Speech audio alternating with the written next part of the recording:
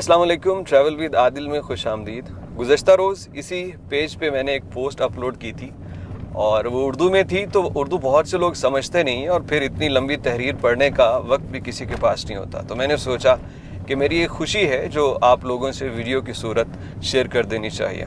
तो जनाब अली वही पोस्ट जो मैंने लिखी थी, कुछ दोस्तों ने पढ़ी, वही उसी के अल्फाज इस वीडियो में।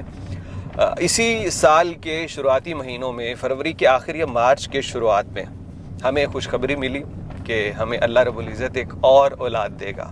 इससे पहले मेरी एक बेटी है तशबीब।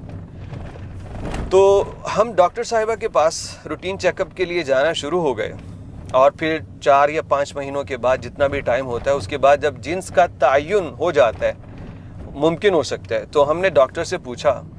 और हम पहले इसलिए पूछ लेते हैं क्योंकि मैं अपनी बेटे का नाम भी पहले रख लेता हूँ और उसके लिए शॉपिंग भी शुरू कर देता हूँ। तो हमने डॉक्टर साहिबा से पूछा तो उन्होंने बताया कि बेटी है। मेरी अहलिया बेटे की ख्वाहिशमंद थी और मैं हस्बे आदत बेटी का ख्वाहिशमंद था, पहली बेटी और फिर दोबारा बेटी का ख्वाहिशमंद था। लेकिन जब उन्होंने, डॉक्टर साहिबा ने बेटी बताया तो मेरी अहलिया थोड़ी सी अफसरदा थी। तो मैंने कहा कि अल्लाह का शुक्र अदा करो कि अल्लाह ने तुम्हें एक और मर्तबा रहमत से नवाजने का फ़ैसला किया। हम खुश थे, सब ठीक चल रहा था। इसी दौरान मेरी अम्मी बीमार हुई। क्रोनिक डिजीज़ थी उनको, जिसकी तशख़ीस बाद में ये हुई कि उनको 3रे दर्जे का कैंसर है। मैं लाहौर के डॉक्टर्स हॉस्पिटल से, डॉक्टर ग़ियासुन नबी तैयब से उनकी तशख़ीस के बाद मुख्तलिफ़ हस्पतालों में गया, डॉक्टर्स से मिला और उसके इलाज पे बातचीत की।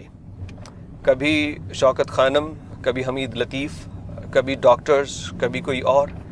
तो बिल आखिर तय ये पाया कि इसका बेहतरीन इलाज जो है वो इनमोल हॉस्पिटल में हो सकता है और वैसे भी अम्मी का कैंसर 3रे स्टेज का था।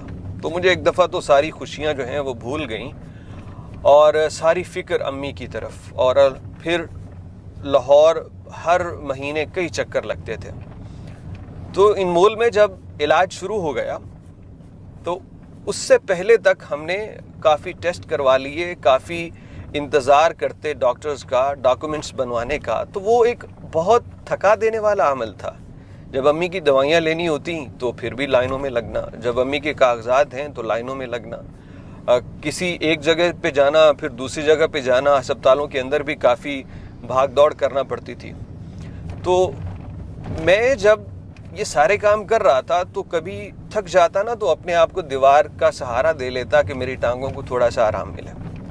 तो उसी वक्त जब अम्मी का इलाज चल रहा था तो मैंने अल्लाह रब्बुल इज़्ज़त से ये दुआ की थकते हुए।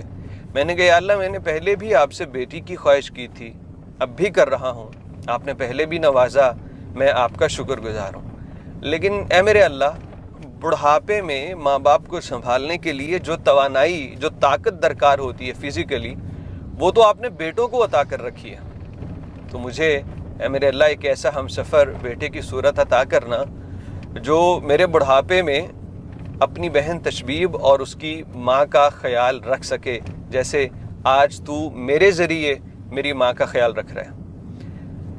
अल्लाह की करनी ये हुई कि हम रूटीन चेकअप के लिए डॉक्टर साहिबा के पास गए तो उन्होंने हमें ये बताया कि आपके यहाँ बेटा होने वाला है।